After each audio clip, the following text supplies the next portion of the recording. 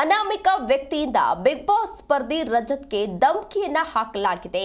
ನೀವು ಗೌಡ ಆಗಿ ಗಿಲ್ಲಿಗೆ ಯಾಕೆ ಸಪೋರ್ಟ್ ಅನ್ನ ಮಾಡ್ತೀರಾ ಅಂತ ಹೇಳಿ ಧಮಕಿಯನ್ನ ಹಾಕಿದ್ದಾರೆ. ಅನಾಮಿಕ ವ್ಯಕ್ತಿಯಿಂದ ಬಿಗ್ ಬಾಸ್ ಸ್ಪರ್ಧಿ ರಜತ್ಗೆ ಧಮಕಿಯನ್ನ ಹಾಕಲಾಗಿದೆ ಎನ್ನಲಾಗ್ತಿದೆ. ನೀವು ಗೌಡ ಆಗಿ ಗಿಲ್ಲಿಗೆ ಯಾಕೆ ಸಪೋರ್ಟ್ ಅನ್ನ ಮಾಡ್ತೀರಾ, ಈ ರೀತಿಯಾಗಿ ಧಮಕಿ ಹಾಕಿದ್ದಾರೆ. ನೀವು ಅಶ್ವಿನಿ ಗೌಡಗೆ ಮಾತ್ರ ಸಪೋರ್ಟ್ ಮಾಡಬೇಕಿತ್ತು, ನೀವು ಯಾಕೆ ಗಿಲ್ಲಿಗೆ ಬಕೆಟ್ ಹಿಡಿತೀರಾ ಅಂತ ಆವಾಜನ್ನ ಹಾಕಿದ್ದಾರೆ. ನನ್ನ ಹೆಸರನ್ನ ಕೇಳಿದ್ರೆ ಉಸಿರು ನಿಲ್ಲುತ್ತೆ ಅಂತ ವ್ಯಕ್ತಿಯೊಬ್ಬರು ರಜತ್ಗೆ ಕಾಲ್ ಮಾಡಿ ಧಮಕಿಯನ್ನ ಹಾಕಿದ್ದಾರೆ. ಬಿಗ್ ಬಾಸ್ ರಜತ್ಗೆ ಕರೆ ಮಾಡಿ ಬೆದರಿಕೆಯನ್ನ ಹಾಕಿದ್ದಾರೆ ವ್ಯಕ್ತಿ ಎನ್ನುವ ಮಾಹಿತಿ ಇದೀಗ ಲಭ್ಯವಾಗ್ತಾ ಇರುವಂತದ್ದು. ಸೀಸನ್ 11ರಲ್ಲಿ ಬಿಗ್ ಬಾಸ್ ಸ್ಪರ್ಧಿಯಾಗಿದ್ರು ರಜತ್ ಅವರು.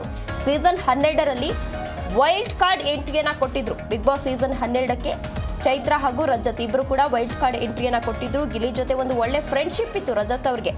ಅಶ್ವಿನಿ ಅವರ ಜೊತೆ ಟಾಸ್ಕ್ ವಿಚಾರಕ್ಕೆ ಜೊತೆಗೆ ನಾಮಿನೇಷನ್ ವಿಚಾರದಲ್ಲಿ ಕೆಲವೊಂದಷ್ಟು ಜಗಳ ಕೂಡ ಮಾಡ್ಕೊಂಡಿದ್ರು, ಕೆಲವೊಂದಷ್ಟು ಗುದ್ದಾಟ ಕೂಡ ಆಗಿತ್ತು. ಅಂದ್ರೆ ಇಲ್ಲಿ ಸಪೋರ್ಟ್ ಮಾಡೋದು ಅವರವರ ವೈಯಕ್ತಿಕ ವಿಚಾರ. ನಮಗೆ ಯಾರಿಷ್ಟ, ನಾವ್ ಯಾರ ಜೊತೆ ಇರಬೇಕು ಅನ್ನೋದು ನಮ್ಮ ವೈಯಕ್ತಿಕ ವಿಚಾರ ಆಗಿರುತ್ತೆ. ಆದ್ರೆ ಇಲ್ಲಿ ಈ ರೀತಿ ಕೇಳಲಿಕ್ಕೆ ಇವರಿಗೇನು ರೈಟ್ಸ್ ಇದೆ ಎನ್ನುವ ಪ್ರಶ್ನೆ ಎದುರಾಗ್ತಾ ಇದೆ. ಇದೀಗ ಧಮಕಿಯನ್ನ ಹಾಕಿದ್ದಾರೆ. ಒಂದು ಜಾತಿಯನ್ನ ಕೂಡ ಇಲ್ಲಿ ಉಲ್ಲೇಖವನ್ನ ಮಾಡಿದ್ದಾರೆ.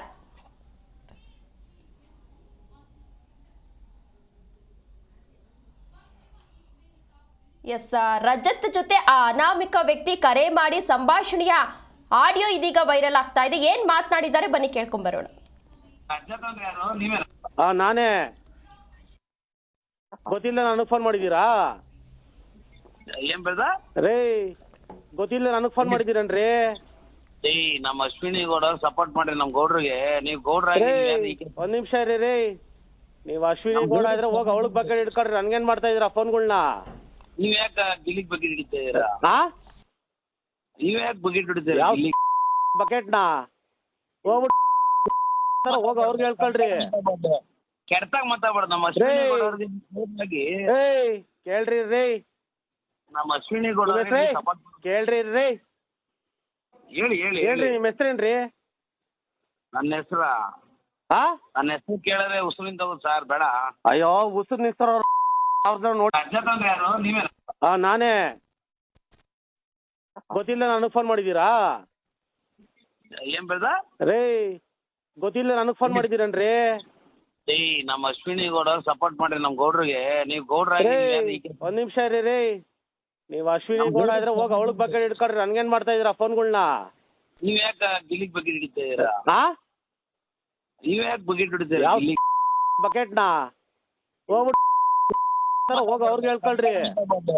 ಕೆಡ್ತಾಗ ಮಾತಾಡ್ಬಾರ್ದು. ನಮ್ಮ ಅಶ್ವಿನಿ ಗೌಡ ಕೇಳ್ರಿ ರೀ, ನಮ್ಮ ಅಶ್ವಿನಿ ಗೌಡ ಕೇಳ್ರಿ ರೀ.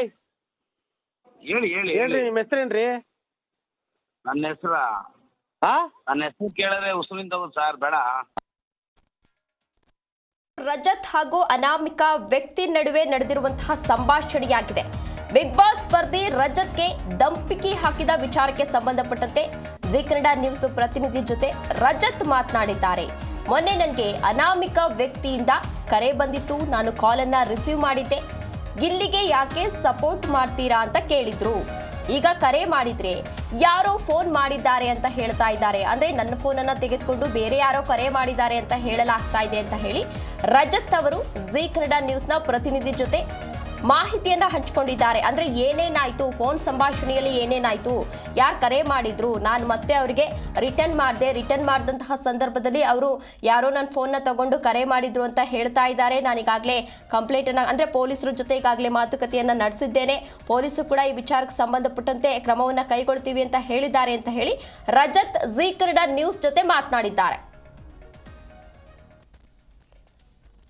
ಎಸ್, ರಜತ್ ಮಾತನಾಡಿರುವಂತಹ ಆಡಿಯೋ ಕೂಡ ಇದೆ, ಒಂದೊಮ್ಮೆ ನೋಡ್ಕೊಂಡ್ ಬನ್ನಿ. ಅದೆಲ್ಲೋ ಇದ್ರಲ್ಲಿ ಕೆಲಸ ಮಾಡೋ ಹುಡುಗರಂತೆ. ಓಕೆ. ಯಾವ್ದೋ mall KR Puram Phoenix mall ಯಾವ್ದೋ. ಓಕೆ. ಅಲ್ಲಿ ಕೆಲಸ ಮಾಡೋ ಹುಡುಗರು ಅವ್ರ ಹತ್ರ ಫೋನ್ ಇಸ್ಕೊಂಡಿರೋದು. ನಮ್ಮ ಸ್ನೇಹಿತನ್ಗೆ ಫೋನ್ ಮಾಡಿದ್ದೆ ಅಲ್ಲಿ KR ಪುರಂ ಅಲ್ಲಿ. ಓಕೆ. ಕೋಲಾರಿರೋರ್ಗು ಫೋನ್ ಮಾಡಿದಕ್ಕೆ ಯಾರು ಅಂತ ಗೊತ್ತಾಯ್ತು. ಓಕೆ. ಅವ್ರ ಏನ್ ಕ್ಲೇಮ್ ಮಾಡ್ತಾರೆ ಅಂದ್ರೆ, ಸರ್ ಇಲ್ಲಣ್ಣ ನಾವ್ ಇಲ್ಲಿ ಎಲ್ಲೋ ಎಣ್ಣೆ ಹೊಡ್ಯಕ್ ಹೋಗಿದ್ವಿ, ಹ್ಮ್ ಅಲ್ಲಿ ನಮ್ ಫೋನ್ಗಳು ಕಿತ್ಕೊಂಡು ಯಾರೋ ಮಾತಾಡಿದ್ರೋಣ ಅಂತ. ಅದ್ ಹೆಂಗಪ್ಪ, ಯಾರ್ ಫೋನ್ ಕಿತ್ಕೊಂಡು 1 hour ಹ್ಮ್ ಇದ್ ಬಿಡ್ತಾರೆ ಅಂತ ನಮ್ ವಾದ. ಯಾವಾಗ ಬಂದಿದ್ದು ಕಾಲ್ ರಜತ್ ಅವ್ರೆ? ಸರ್ ಮೊನ್ನೆ ಬಂದಿದ್ದು. ಅವ್ರು ಏನಂತ ಹೇಳಿದ್ರ ನಿಮ್ಗೆ? ಅದೇ ಈ ತರ ಏನೋ ಸಪೋರ್ಟ್ ಮಾಡ್ರಿ ಅಂತ ಗಿಲ್ಲಿಗ್ ಸಪೋರ್ಟ್ ಮಾಡಿದ್ ನೀವು ಅಂದ್ರೆ ಒಳಗಿದ್ದಾಗ. ಸರ್ ಫೀನಿಕ್ಸ್ ಮಾಲ್ ಅಲ್ಲಿ ಕೆಲಸ ಮಾಡೋ ಹುಡುಗರಂದೆ ಸರ್ ಇವರಲ್ಲ. ಓಕೆ ಓಕೆ, ಏನ್ ಹೇಳಿದ್ದು ಆಕ್ಚುಲಿ ರಜತ್ ಅವ್ರೆ ಅವರು ನಿಮ್ಗೆ? ಅದೇ ಈ ತರ ಏನೋ ಗಿಲ್ಲಿಗೆ ಯಾಕೆ ಸಪೋರ್ಟ್ ಮಾಡಿದ್ದು, ನಮ್ಮ ಅಶ್ವಿನಿ ಗೌಡ ಅವ್ರಿಗೆ ಮಾಡ್ರಿ, ಹ್ಮ್ ನೀವು ಗೌಡ್ರ ಆಗ್ಬಿಟ್ಟು ಹೆಂಗ್ ಮಾಡ್ತೀರಾ? ಹ್ಮ್ ಹ್ಮ್ ಹ್ಮ್ ಹ್ಮ್ ಹ್ಮ್ ನಾನು ಅದಕ್ಕೆ ಅವ್ನಿಗೆ ಹೇಳಿದ್ ಅಲ್ಲ, ನೋಡ ಬೆಳಗ್ಗೆ ಮಾಡಿದ್ರೆ ಒಂಥರ ಇದಿರತ್ತೆ, ರಾತ್ರಿ 12 ಗಂಟೆ ಒಂದ್ ಸೆಲೆಬ್ರಿಟಿಗೆ ಫೋನ್ ಮಾಡೋದು ಹೆಂಗೆ? ಯಾರು ರೈಟ್ಸ್ ಕೊಟ್ಟಿದಾರೋ ಅವ್ನಿಗೆ ಗೊತ್ತಿಲ್ಲ.